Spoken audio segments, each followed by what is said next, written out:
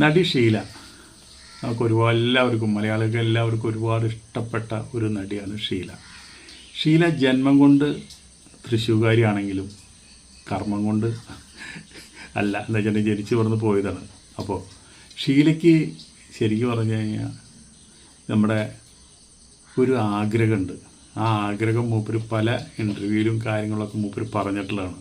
എന്നിരുന്നാലും ഈ ആഗ്രഹം വളരെ വിചിത്രമായിട്ടുള്ളൊരാഗ്രഹം.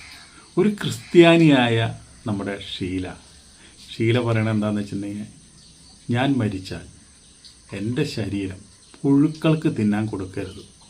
മണ്ണിൻ്റെ അടിയിൽ കുഴിച്ചിട്ട് ശ്വാസം കിട്ടാതെ അവിടെ കിടന്ന് പെടയണ ഒരു രംഗം മൂപ്പര് എപ്പോഴും സ്വപ്നത്തിൽ കാണും. അത് അവർക്ക് ഇഷ്ടമല്ല.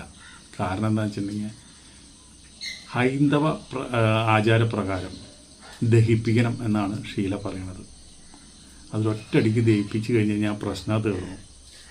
അപ്പോൾ അതുപോലെ തന്നെ അതിൻ്റെ ഒരു ചാരമുണ്ട്, നമ്മുടെ ചിതാഭസ്മം എന്ന് പറയും.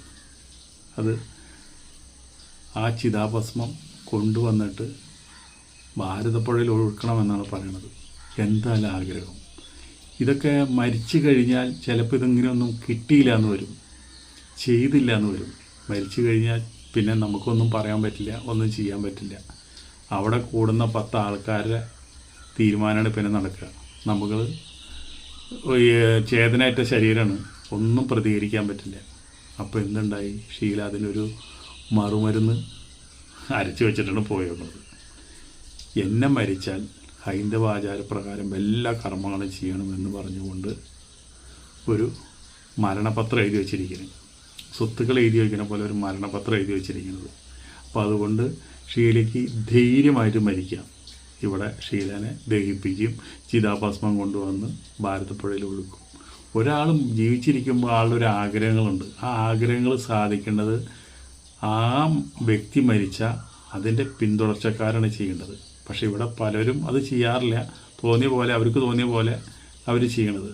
പക്ഷേ ആത്മാവിന് ഇഷ്ടപ്പെട്ട ഒരു സ്ഥലത്ത് കൊണ്ടുപോയി ദഹിപ്പിക്കുക, അവർക്ക് ഇഷ്ടപ്പെട്ട സ്ഥലത്ത് കൊണ്ടുപോയി നിർമ്മാർജ്ജനം ചെയ്യുക. അപ്പോൾ അവർക്ക് പുണ്യം കിട്ടിയെന്നാണ് പറയാം. ഇതിപ്പോൾ അതൊന്നും ചെയ്തില്ല, പള്ളിയിൽ കൊണ്ടുപോയി അടക്കി. ഇവർ പറയുക ഷീലയുടെ ആഗ്രഹപ്രകാരം ഒന്നും ചെയ്തില്ലെങ്കിൽ ആ ആത്മാവിന് മോക്ഷം കിട്ടില്ല. അപ്പോൾ അതുകൊണ്ട് ഷീല എന്തായാലും എഴുതി വെച്ചത് നന്നായി. അപ്പോൾ ഇപ്പോൾ ഒരുപാട് പ്രായാധിക്യം കാരണം ഇപ്പോൾ ടി വിയിലോ അതുപോലെ തന്നെ വേറെ ഒരു ഷോയിലും വരുന്നില്ല, സിനിമയിൽ അഭിനയിക്കുന്നില്ല. ആൾ വീട്ടിൽ റെസ്റ്റാണ്. അപ്പോൾ അതുകൊണ്ട് ഷീലയുടെ ആഗ്രഹപ്രകാരം എല്ലാം നടക്കട്ടെ എന്ന് നമുക്ക് പ്രാർത്ഥിക്കാം. നമ്മളെല്ലാവരും ഒരുപാട് ഇഷ്ടപ്പെട്ട നടിയല്ലേ. നല്ല നടിക്കുള്ള 3 പ്രാവശ്യം അവാർഡ് ഷീലയ്ക്ക് കിട്ടിയിട്ടുണ്ട്. 5 സ്റ്റാർ ഹോസ്പിറ്റൽ എന്ന് പറഞ്ഞ പടത്തിൽ നമ്മുടെ വിഷ്ണു അഭിനയിച്ചെങ്കിലും അത് വമ്പൻ പരാജയമായിരുന്നു. അതിൽ രക്ഷപ്പെടാൻ പറ്റിയില്ല. രവിചന്ദ്രൻ്റെ മകൻ എന്നുള്ള നിലയിൽ പോലും രക്ഷപ്പെടാൻ പറ്റിയില്ല. അത് വലിയൊരു നഷ്ടമാണ് ഷീലയ്ക്ക്. ഒരു രവിചന്ദ്രനായിട്ട് പിരിഞ്ഞതിന് ശേഷം ഷീല ശരിക്കും പറഞ്ഞൊരു അജ്ഞാതവാസം നടന്നു. ഊട്ടിയിലും ചെന്നൈയിലുമായിട്ട് കഥ എഴുത്തും അതുപോലെ തിരക്കഥാ രചനയും അതുപോലെ ചിത്രവരയൊക്കെ ആയിട്ട് നടക്കുന്ന സമയത്താണ് സത്യനന്ദിക്കാട് വീണ്ടും തിരിച്ചു കൊണ്ടുവന്നത് മനസ്സിനക്കരയിൽ. അതുപോലെ തന്നെ കോൺഗ്രസ് പാർട്ടി അംഗത്വം എടുത്തു. പിന്നെ ഷീലയുടെ ഏറ്റവും ഗംഭീര പടമാണ് ഈറ്റ. അന്നത്തെ കാലത്തെ നമ്മുടെ യുവജനങ്ങളെ കയ്യിലെടുത്ത സിനിമയാണ് ഈറ്റ. അതേപോലെ തന്നെ തുമ്പോലാർച്ച, കടത്തനാട്ടും മാക്കം. വീണ്ടും തിരിച്ചു വന്ന ഷീല പിന്നെ കാര്യമായിട്ട് നമുക്ക് വലിയ സംഭാവനകളൊന്നും തന്നില്ല. അത് ശരിക്കും പറഞ്ഞു കഴിഞ്ഞാൽ ഇപ്പോൾ അവർക്ക് 79 വയസ്സുണ്ട്. ഇപ്പോൾ സ്വസ്ഥം ഗൃഹഭരണമായിട്ട് പേരക്കുട്ടികളൊക്കെ ആയിട്ട് സന്തോഷമായിട്ട് ജീവിക്കുന്നു. എന്നിരുന്നാലും ഷീലയുടെ നല്ല മനസ്സും നല്ല സ്നേഹവും